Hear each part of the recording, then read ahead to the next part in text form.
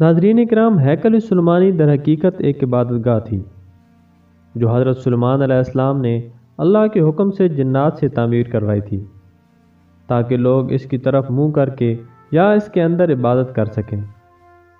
ہیکل سلیمانی کی تعمیر سے پہلے یہودیوں کے ہاں کسی بھی عبادت گاہ کا کوئی وجود نہ تھا۔ یہ قوم در بدر بھٹک رہی تھی اور خانہ بدوشوں جیسی زندگی بسر کر رہی تھی۔ ان کی عبادت گاہ ایک خیمے پر مشتمل تھی جس کے اندر تابوت سکینہ رکھا تھا، جس کی جانب یہ رخ کر کے عبادت کیا کرتے۔ ایک روایت کے مطابق یہ تابوت سکینہ شمشاد کی لکڑی سے تیار کیا گیا تھا جو حضرت آدم علیہ السلام کے پاس جنت سے بھیجا گیا تھا۔ یہ تابوت نسل در نسل انبیاء سے ہوتا ہوا حضرت موسیٰ علیہ السلام تک پہنچا۔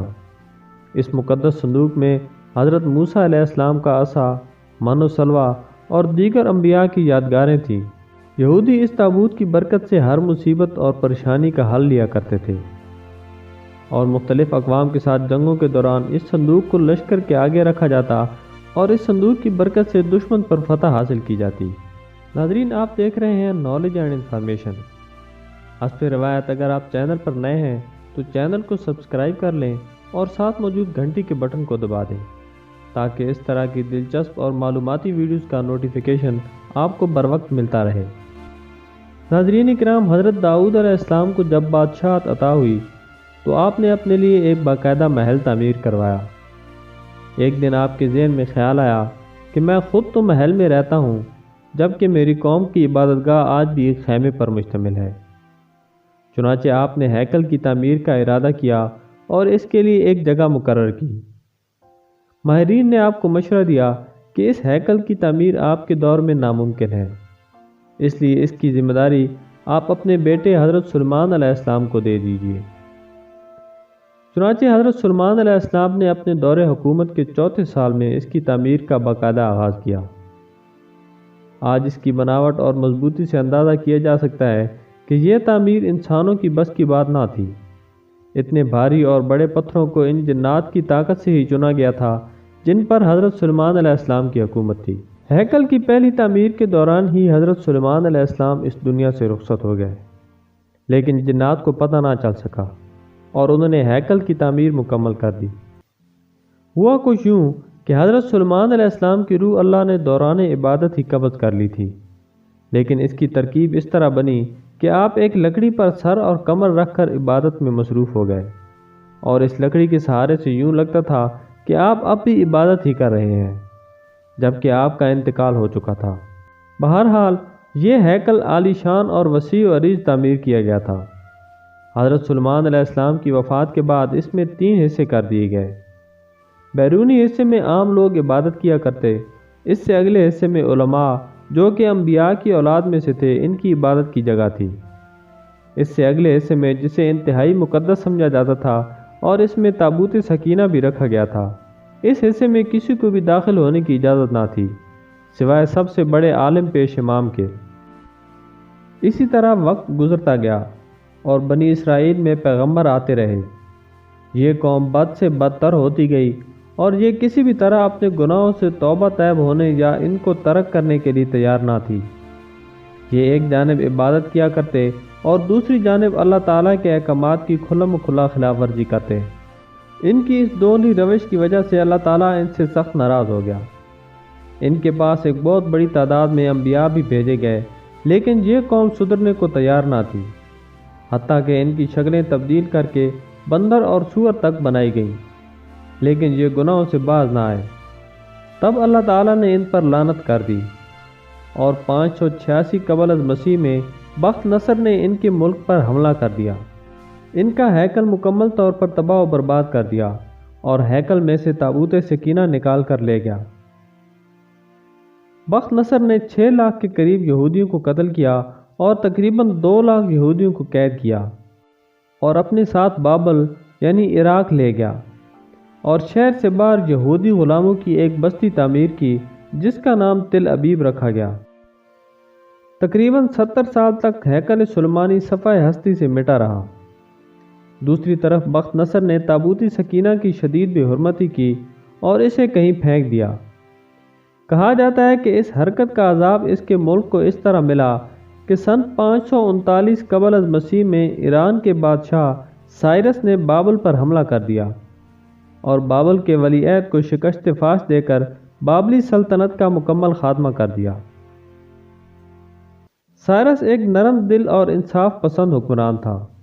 اس نے تل ابیب کے تمام قیدیوں کو آزاد کر کے ان کو واپس یروشلم جانے کی اجازت دے دی اور ساتھ ہی ان کو ہیکل کی نئی سرے سے تعمیر کی بھی اجازت دی اور اس تعمیر کے لیے ہر طرح کی مدد فراہم کرنے کا بھی وعدہ کیا۔ چنانچہ ہیکل کی دوسری تعمیر 537 قبل از مسیح میں شروع ہوئی، لیکن تعمیر کا کام سر انجام دینے والوں کو اپنے ہم وطن دشمنوں کی اتنی زیادہ مخالفت کا سامنا کرنا پڑا کہ تعمیراتی کام جلد ہی عملی طور پر بند ہو گیا اور دارا اول کے دور حکومت تک مداخلت ہی کا شکار رہا۔ دارا کی حکمرانی کے دوسرے سال میں حضرت زکریہ علیہ السلام نے وہاں کے گورنر زروبابل اور سردار کان یوشی کی حوصلہ افزائی کی کہ وہ ہیکل کی تعمیر ثانی کی دوبارہ کوشش کریں۔ انہوں نے مثبت رد عمل کا اظہار کیا اور پوری قوم کی پرتائید اور ایرانی حکام اور بذات خود بادشاہ کی حوصلہ افزائی سے ہیکل سلیمانی اپنی اضافی تعمیرات سمیت 4.5 سال کے عرصہ میں پایا تکمیل کو پہنچا، لیکن اس بار اس میں تابوت سکینہ نہ مل سکا۔ اس کے بارے میں آج تک معلوم نہیں ہو سکا کہ بخت نصر نے اس کا کیا کیا۔ کچھ لوگوں کا کہنا ہے کہ اس مقدس صندوق کو مزید توہین سے بچانے کے لیے اللہ تعالیٰ کے حکم سے کسی محفوظ مقام پر معجزانہ طور پر چھپا دیا گیا، جس کا کسی انسان کو علم نہیں۔ ہیکل سلیمانی کی تیسری تعمیر ہیروڈس بادشاہ کے دور میں ہوئی۔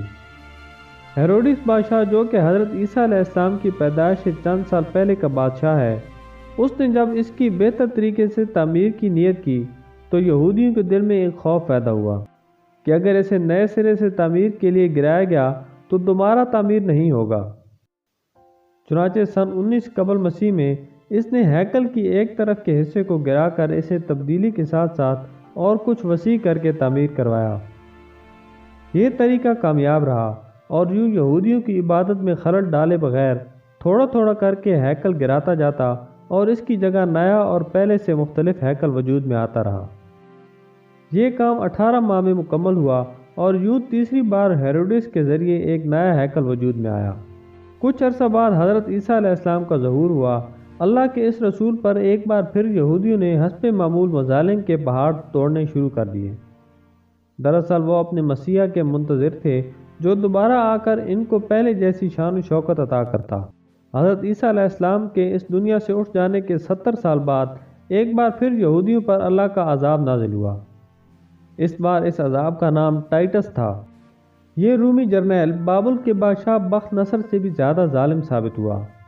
اس نے ایک دن میں لاکھوں یہودیوں کو تہہ تہہ کر دیا۔ اس نے ہیروڈس کے بنائے ہوئے عظیم الشان ہیکل کی اینٹ سے اینٹ بجا دی اور یہودیوں کو ہمیشہ کے لیے یروشلم سے نکال دیا۔ یہودی پوری دنیا میں بکھر کر اور رسوا ہو کر رہ گئے۔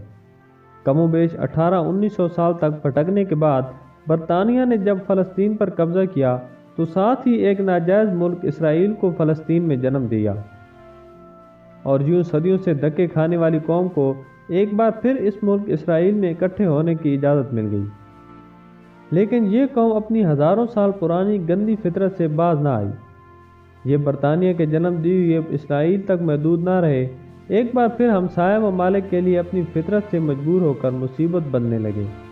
5 جون 1967 کو اس نے شام کی گولان کی پہاڑیوں پر قبضہ کر لیا۔ 1968 میں اردن کے مغربی کنارے پر قابض ہو گئے۔ اسی سال مصر کے علاقے پر بھی کنٹرول کر لیا۔ آج اس قوم کی شرارتیں اور پھرتیاں دیکھ کر اندازہ ہوتا ہے کہ یہ آج سے 2-3 ہزار سال پہلے بھی کس قدر سازشی رہے ہوں گے، جس کی وجہ سے اللہ تعالیٰ نے ان پر لعنت کر دی تھی۔ مسلمان ممالک کی ناسمجھی اور نااتفاقی کی وجہ سے اس نے پوری دنیا کے مسلمان ممالک میں آگ لگا رکھی ہے۔ اب ان کا اگلا مشن جلد سے جلد ہیکل کی تعمیر اور اس میں تخت داؤدی اور تابوت سکینہ رکھنا ہے، تاکہ ایک بار پھر یہ اپنے مسیح کے آنے پر پوری دنیا پر اپنی حکومت قائم کر سکیں۔ وہ یہ کام انتہائی تیز رفتاری سے کر رہے ہیں۔ اللہ تعالیٰ مسلمانوں میں اتحاد قائم کرے اور ہمیشہ اپنے حفظ و امان میں رکھے۔ ناظرین، امید ہے آج کی ویڈیو آپ کو پسند آئی ہوگی۔ دوستوں کے ساتھ بھی شیئر کریں اور کمنٹس میں اپنی آراء ضرور دیں۔ اپنا اور اپنے آس پاس کے لوگوں کا خیال رکھیں۔ اللہ حافظ۔